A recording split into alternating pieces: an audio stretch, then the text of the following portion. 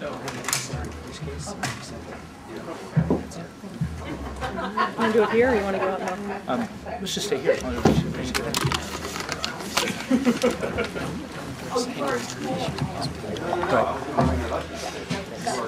you have a reaction to this morning's decisions first? Well, I think that we're going to look at whether or not we're going to make an appeal of the decision that was made. But I'm glad the case was resolved. I'd hope that we'd be able to finish today's case as well.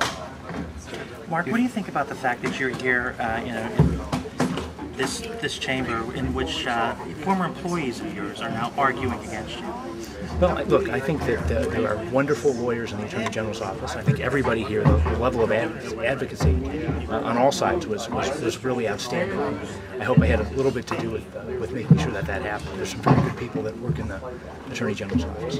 Do you consider it a victory that they did not refer you for criminal prosecution? Well, the fact is that I'm entirely confident that neither I nor anybody in my family or in my campaign committee committed any crimes. I mean, so I'm not surprised at all that they didn't refer it for criminal prosecution. I knew, in fact, that this was the issues that we addressed this morning were issues where there was a legitimate disagreement on the application of the law to the facts. And I think that the hearing reflected that. I don't think anybody, the Secretary of State didn't ask that there be a criminal referral, and the Commission decided that there shouldn't be. And I think that's among the proper outcomes of the case. Am I disappointed? Do I think we still think we're right? Look, I think I made a choice about whether to use taxpayer dollars, hundreds of thousands of dollars it would have been over the course of the time I was serving as Attorney General, to protect myself and my family, or to use campaign funds in a limited way to do it.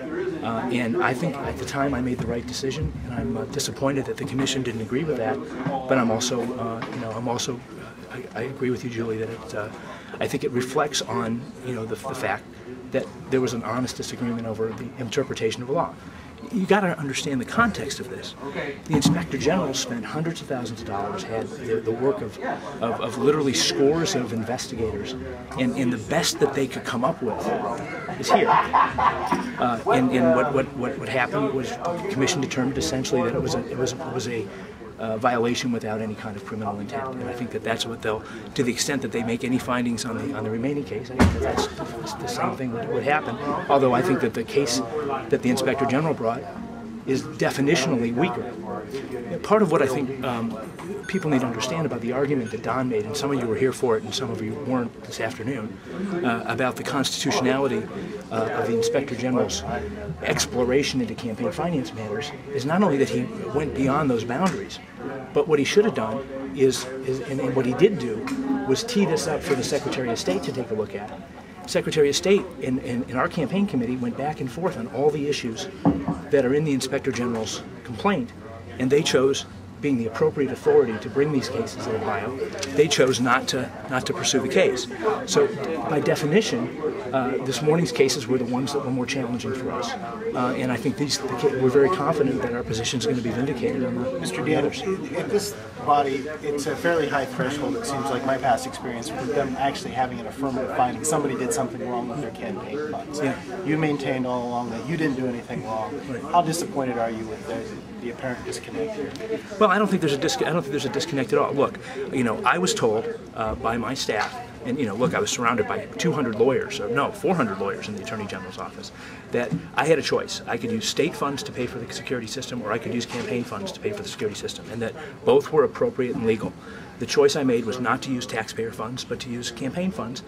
I think that was the right decision at the time. Maybe the advice that I got wasn't perfect, but the fact is that the Commission's made a decision about it, and I'm willing to accept, at least until we review whether or not there's something we ought to appeal. One follow-up question, I'll get out of your hair. Yeah. There's still the possibility, of course, the specter, as this continues, that you may possibly be referred to the prosecutor's office. Are you concerned? Is your family concerned about that?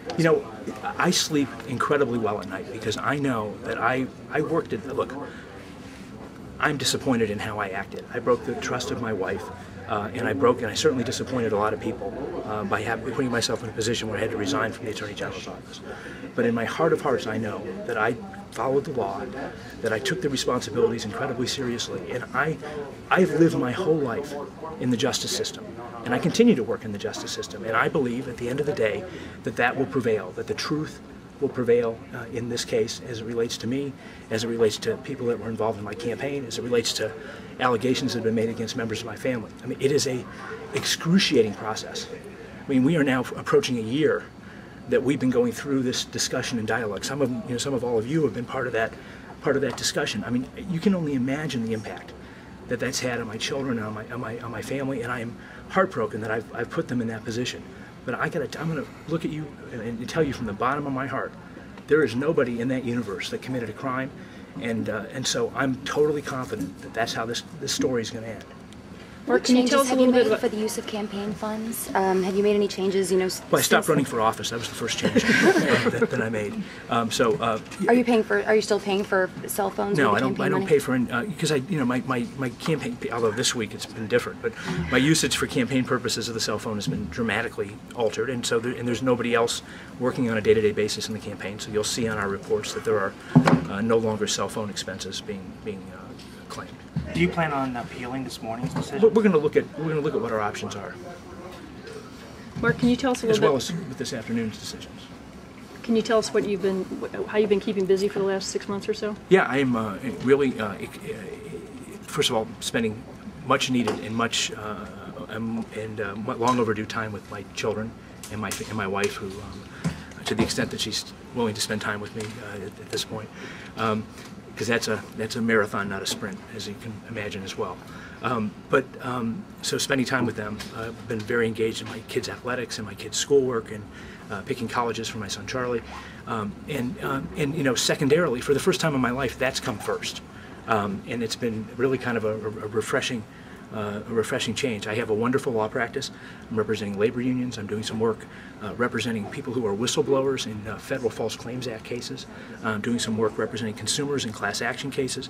Been talking to working on some cases involving securities fraud. I brought a case involving National City Bank up in Cleveland. So I've re-energized a law practice that's similar to the work that I did in the Attorney General's office. I tell people sometimes I miss the work, I don't miss the job.